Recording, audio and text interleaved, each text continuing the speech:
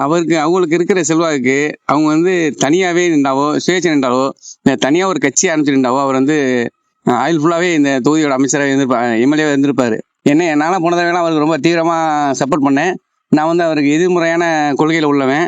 ஆனால் அதை தாண்டி வந்து அவர் ஒரு நல்ல மனுஷன் அப்படிங்கனால அவருக்கு நாங்கள் வந்து கட்சி பார்க்க அப்படின்னு நல்லா சப்போர்ட் பண்ணோம். இந்த தடவை வந்து அவர் போனது வந்து எங்களால் என்னை போன்றவரால் ஏற்றுக்க முடியல. அவர் தாவேக்காவுக்கு போனாருனானே இங்கே நம்ம ஏரியாவில் வந்து எல்லாம் நல்லதான் பண்ணியிருந்தாரு. இப்போ தாவேக்காவுக்கு வந்து எடப்பாடியார் சரியில்லாமல் விலகிட்டதா அவர் சொல்றாரு. ஆனால் யாருனாலும் நம்ம தொகுதியில் வந்து விஜயபாஸ்கர் செய்ப்பார். திமுக வந்து விராலிமலையில இதுவரையும் ஒரு முறை கூட வென்றதில்ல. அதுக்கான காரணம் என்னவா நீங்க பாக்குறீங்க? அது விஜயபாஸ்கர் மேலதான் அது கோளார்.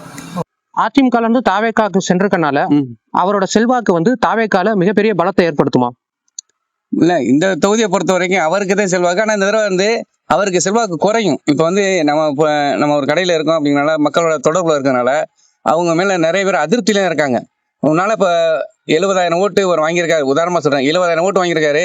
தாவாக்கா வந்து ஒரு 30,000 வச்சுங்களே, மொத்தம் 1,00,000 ஓட்டுண்டா. இந்த எலெக்ஷனில் அவர் தனிச்சு நின்றாண்டா, தமிழக வெற்றிகள் வரது நின்றாண்டா, அவர் வந்து வாங்கினது 70,000 ஓட்டு. 1,00,000 ஓட்டில் வந்து எப்படியும் ஒரு 60,000 70,000 ஓட்டு தான் வாங்குவார்.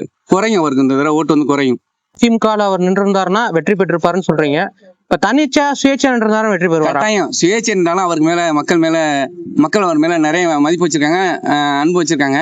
ஆனா இந்த தடவை வந்து அவர் இப்ப என்ன நினைக்கிறாங்க அப்படின்னா தன்னோட சுய இதுக்காண்டி போயிட்டாரு அப்படிங்கிற மாதிரி மக்கள் நிறைய நினைக்கிறாங்க.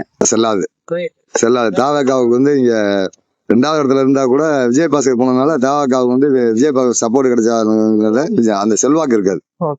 அப்ப உங்களோட ஆதரவு இந்த முறை கட்டாயம் அவருக்கு கிடையாது. இந்த முறை வந்து கட்டாயம் அவருக்கு கிடையாது. வேற யாராச்சும் சுயேட்சை இருந்தா கூட யாராச்சும் இது பண்ணுவோம். ஆனா இந்த முறை வந்து அவருக்கு என்னை போன்ற நான் கிடையாது, என்னை போன்ற நிறைய பேர் வந்து அவருக்கு ஆதரவு கொடுக்க மாட்டாங்க. ஆதரவு இருக்கும்னே, ஆனா விசிலுக்கு ஓட்டு கேட்டா கொஞ்சம் கஷ்டம் தான்.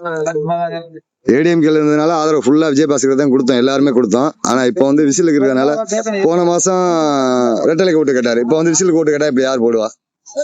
வேற ஏதாவது இது பண்ணி, ஆனா கண்டிப்பா நம்ம தொகுதியில மறுபடியும் விசில் தான் வரும். விஜயபாஸ்கர் நின்னாருன்னா செய்ப்பாரு. ஆனா கொஞ்சம் இந்த 6 மாச இடைத்தேர்தல்னால கொஞ்சம் கஷ்டம். அவர் தான் எம்எல்ஏ வந்தனால தான் ஜெயிச்சாரு, இங்க நல்லது பண்ணதுனால. இருந்தாலும் வேற யாரும் நின்னா கூட அதிமுக இங்க வர சான்ஸ் ரொம்ப கம்மி.